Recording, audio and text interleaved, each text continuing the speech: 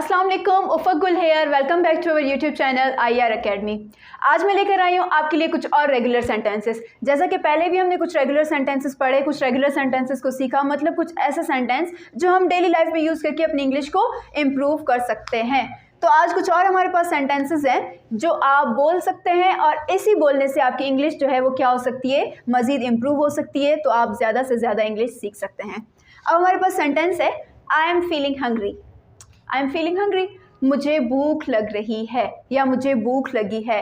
फ़ौरन हम जब स्कूल से, कॉलेज से, यूनिवर्सिटी से घर आते हैं तो हमारा यही होता है कि मुझे भूख लगी है, मुझे भूख लग रही है। तो जाते ही किचन का साइड लेते हैं हम लोग।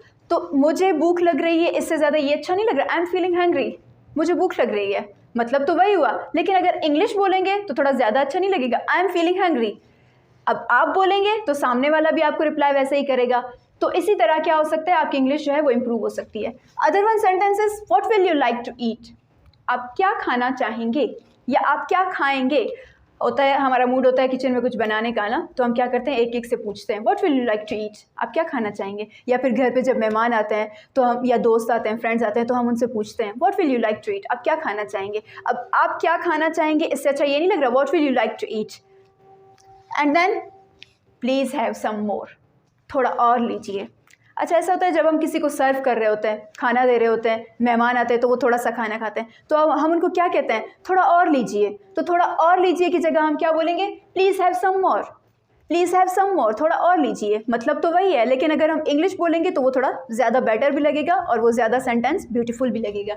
And then bring me a cup of tea, मुझे चाय का एक कप ला दो, या मेरे लिए चाय लेकर आओ, मुझे चाय ला दो। ठीक है, bring me a cup of T, मेरे लिए चाय लेकर आओ, मेरे लिए चाय का एक कप लेकर आओ, मेरे लिए चाय ला दो। ठीक है, and then leave me alone और लीव हिम अलोन। अच्छा, कभी हम बहुत जो है ना गुस्से में होते हैं, किसी से झगड़ा होता है बहन भाइयों से, तो हम जब बहुत गुस्से में होते हैं तो हम क्या कहते हैं, लीव मी अलोन, मुझे अकेला छोड़ दो।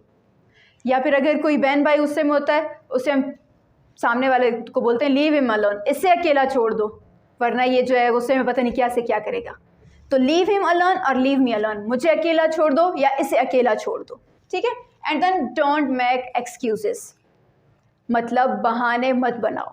कभी कभार ऐसा होता है जब टीचर्स होते हैं ना, उनके सामने जब स्टूडेंट्स आते हैं तो वो क्या करते हैं, जब उन्होंने होमवर्क नहीं किया होता मोस्टली ना, तो वो आते हैं तो टीचर के सामने बहाने बनाते हैं कि हमने जो है वो घर पे रखा है, होमवर्क किया था लेकिन कॉपी जो है वो घर पे भूल गए, नोटबुक हम अब भूल के आए।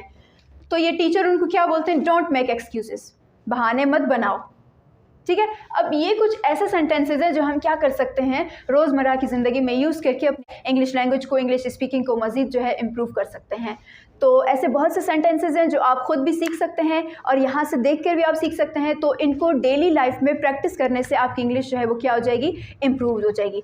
तो हम इंशाल्लाह जल्दी मिलेंगे अगली वीडियो में कुछ नए वर्ड्स के साथ, कुछ नए सेंटेंसेस के साथ, कुछ नए टेंस के साथ, कुछ नए टॉपिक के साथ। तब तक के लिए अपना ख्याल रखें। Good bye, thank you.